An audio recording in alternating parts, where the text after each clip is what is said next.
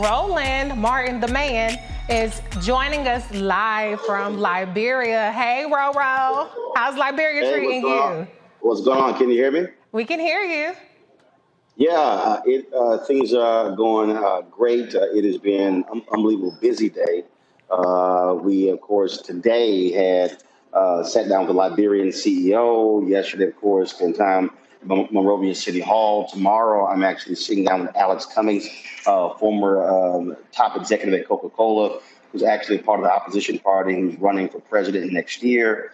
We've got several tours that are set up for Saturday that will be actually live streaming and covering. And then Sunday or early Monday, I'll be sitting down with Liberian President George Weah.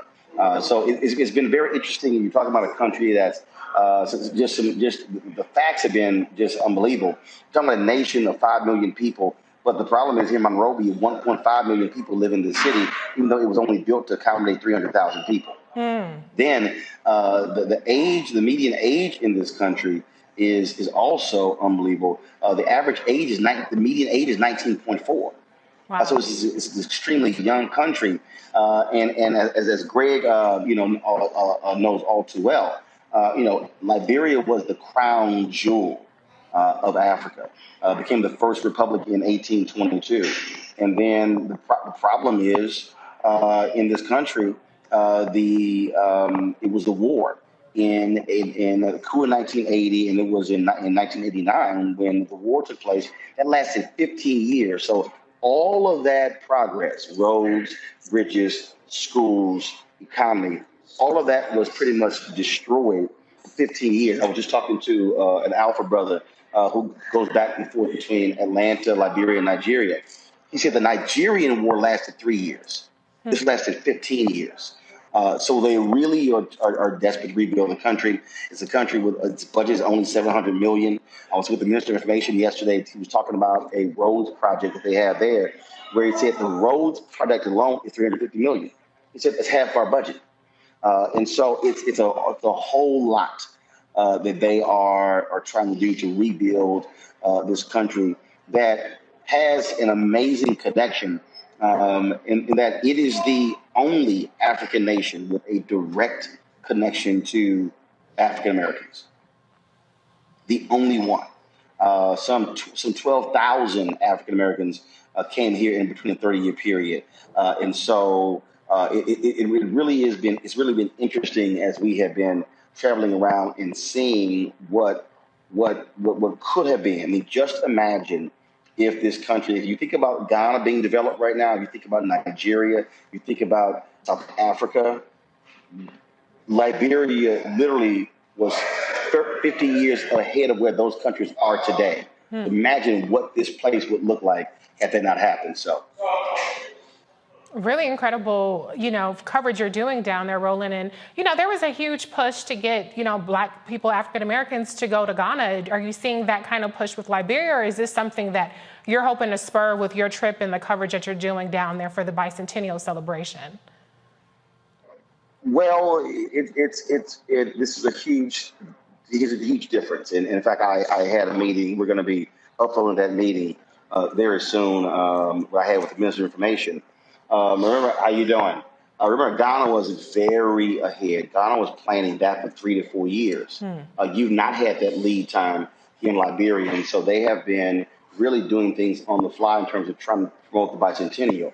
They would love to have the same effect that Ghana received, but again, it comes down also to infrastructure. One of the things that Ghana did was, versus applying for a visa, they did visa on arrival. They made it very easy. They also were driving the information. I told the Minister of Information and all of their media people, I said, look, you guys, what are you doing? You got to be driving your information. I went on Twitter yesterday, day before yesterday, and I typed in hashtag Liberia land of return.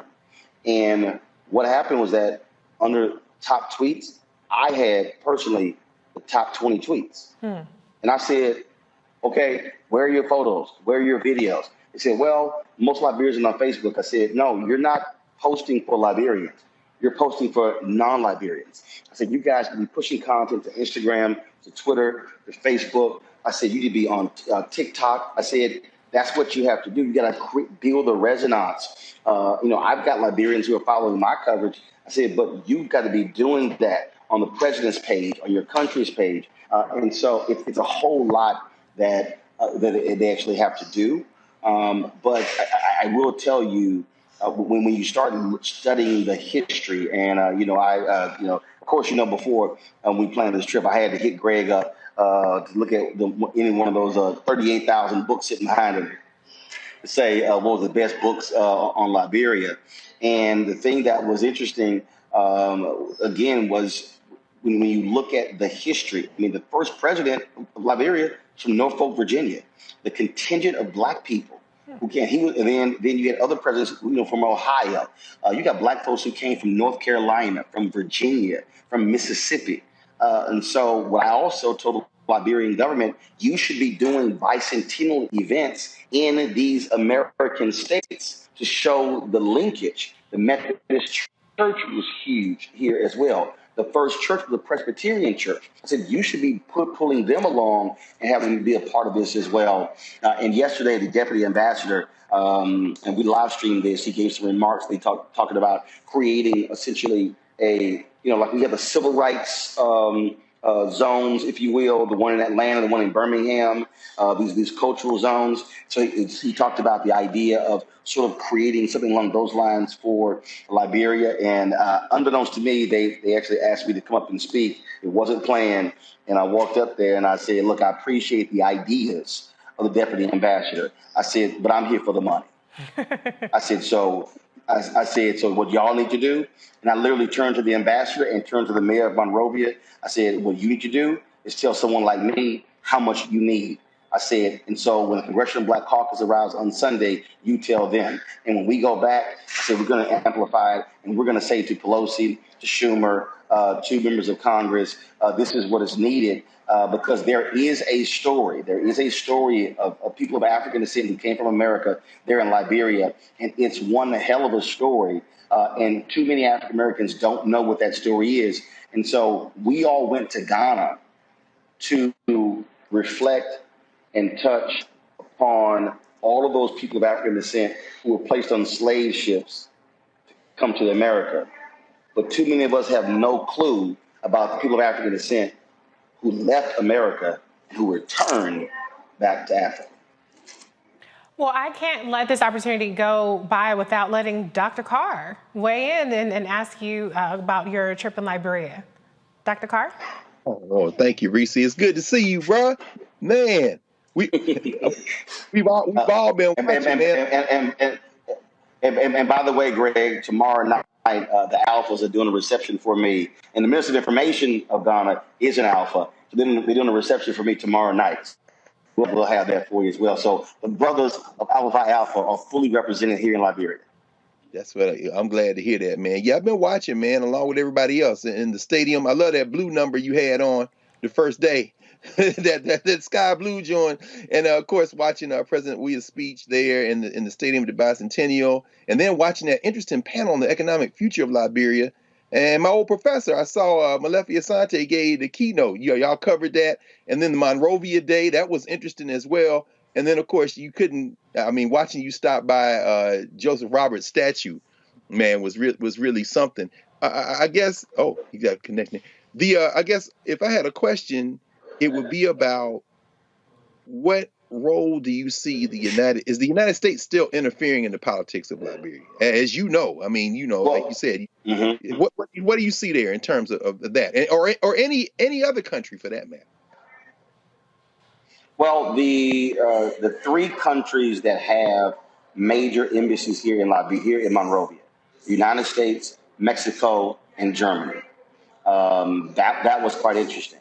What you have here is you have what you're seeing all across the African continent, where you're seeing folks who are not from Liberia, who are starting businesses, and who are controlling a lot of the things in this country. I had a great conversation today with Rima Fawaz, who is a CEO who owns multiple businesses. And she talked about the need for skilled labor, for training. So I really think there are opportunities for African Americans here, but what we have to understand is you're also dealing with, again, really poor infrastructure in terms of your roads. Only 20% of the country has electricity. And so one of the things that the president said in his speech on Monday is that he wanted them to be able to, not just have everyone come to Monrovia, but build up the other cities in the country. Well, the problem is you can't access them in a timely manner. In fact, where he's from, it's an 8-hour drive from Monrovia when it really should be a 2.5, 3-hour drive. So, and so you know how it goes when you talk about investment. You talk about putting money into a country.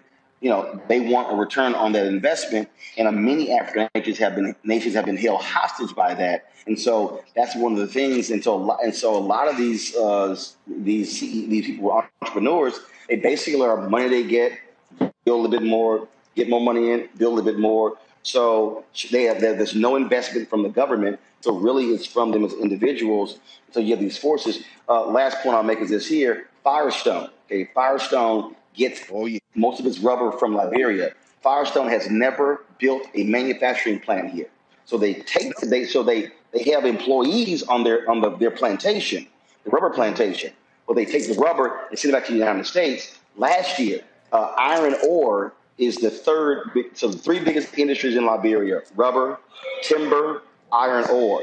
Last year was the first time ever that a steel plant was built here. So, like so many African nations, other countries or businesses are taking the resources, but they're not actually doing job development in these countries, and that's one of the fundamental problems.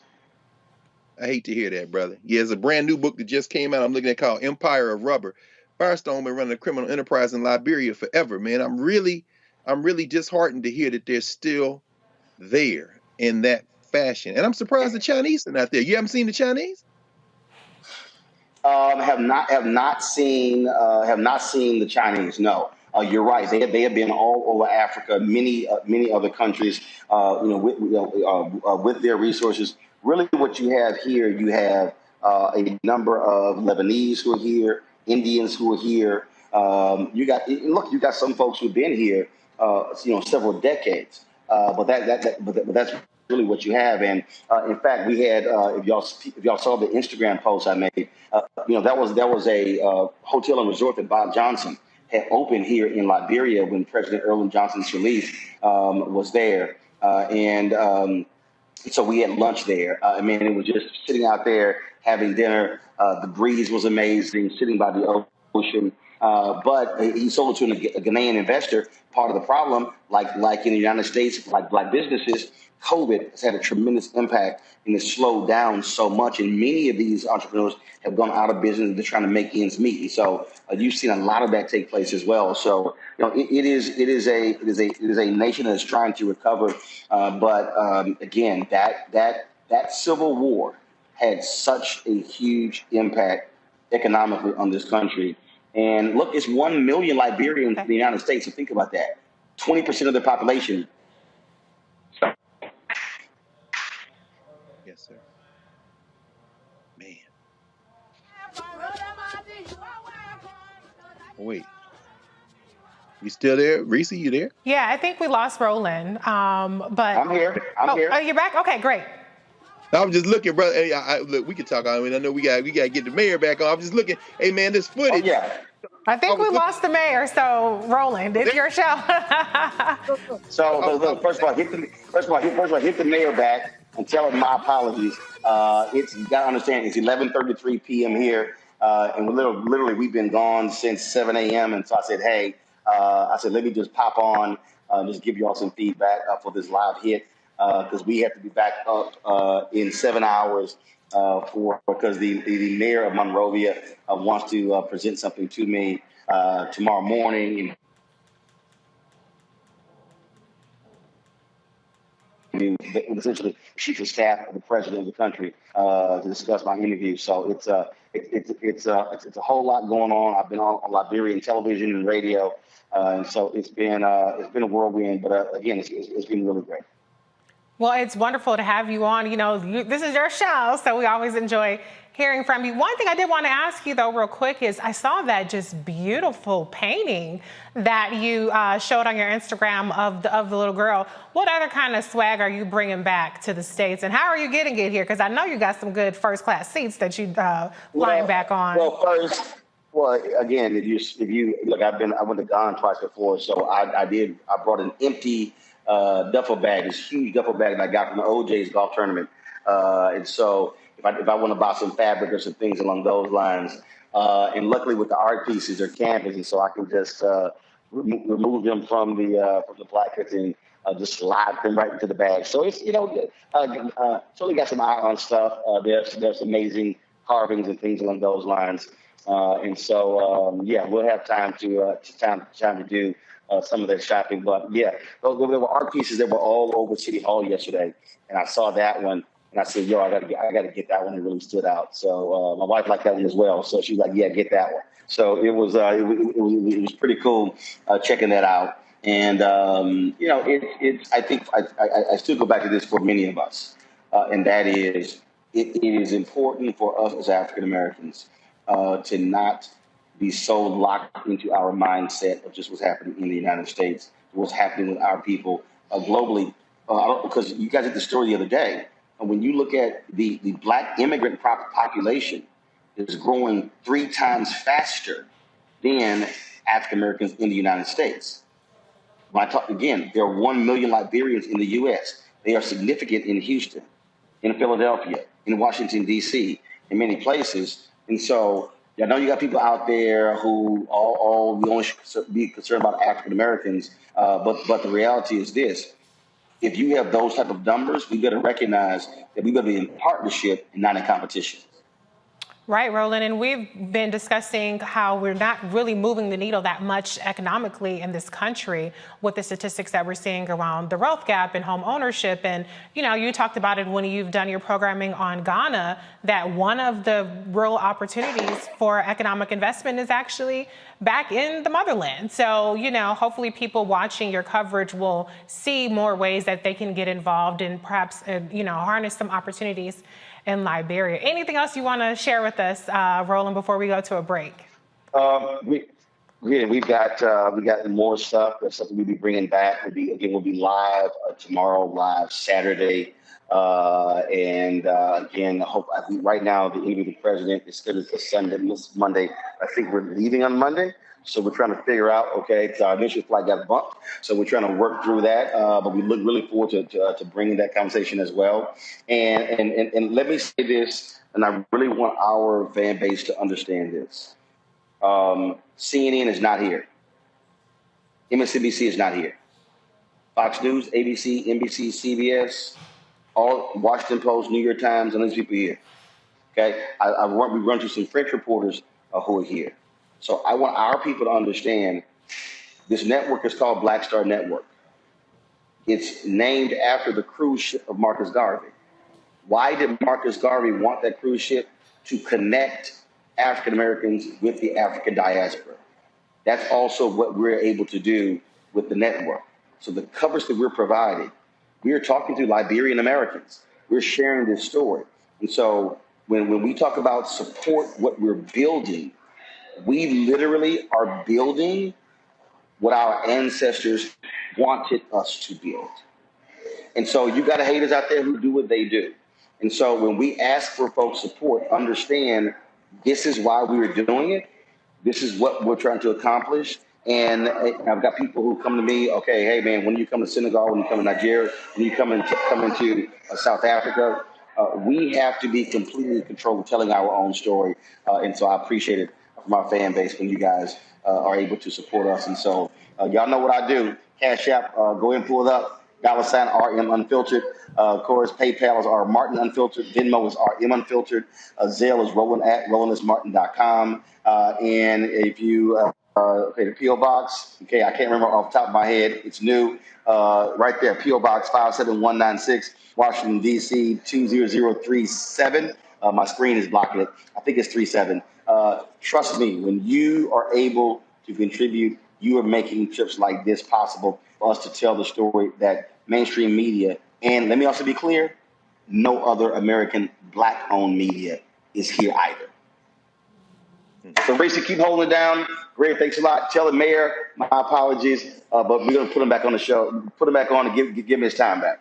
All right. Thanks, Roland. And like you guys heard it, you can only get these stories here on the Roland Martin Unfiltered on the Black Star Network. Back to our Roland Martin Unfiltered video in just one moment.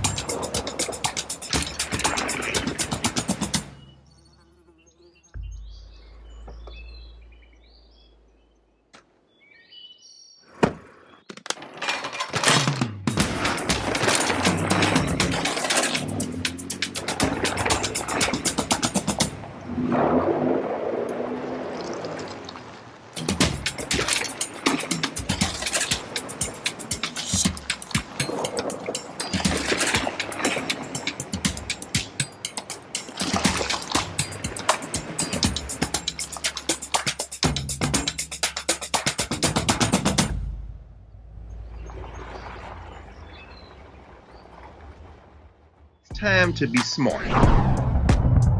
Roland Martin's doing this every day. Oh, no punches! Thank you, Roland Martin, for always giving voice to the issues. Look for Roland Martin in the whirlwind, to quote Marcus Garvey again. The video looks phenomenal, so I'm really excited to see it on my big screen. Support this man, Black Media. He makes sure that our stories are told. See, there's a difference between Black Star Network and Black-owned media and something like CNN. I got to defer to the brilliance of Dr. Carr and to the brilliance of the Black Star Network. I am rolling with Roland all the way. Honored to be on a show that you own. A black man owns the show. Folks, Black Star Network is here. I'm real revolutionary right now.